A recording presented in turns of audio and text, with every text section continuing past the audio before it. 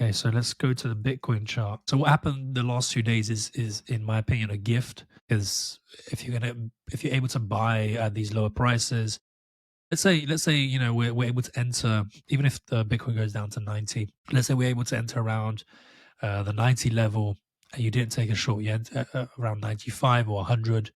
If Bitcoin goes all the way down to 90, for example, we might be able to enter around 95 or 100 on the buy side.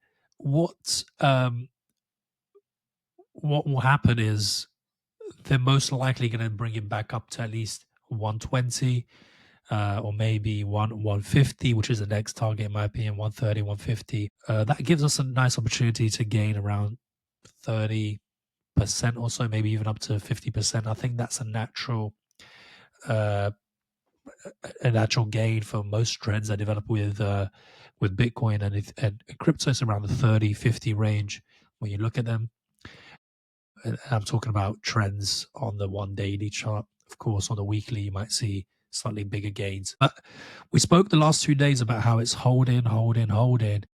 And if it doesn't move up here, break above, we saw the resistance on the Sunday, came back down.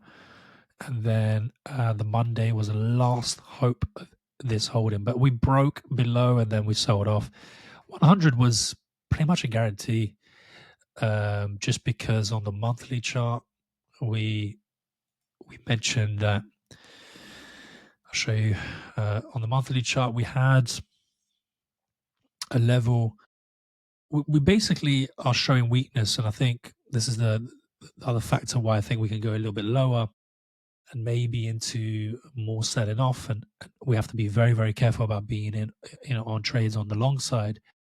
Is that we could see this maybe going all the way down to the 20, right? So the 2 year, 20-month MA around the 90 level, and then maybe rebuild.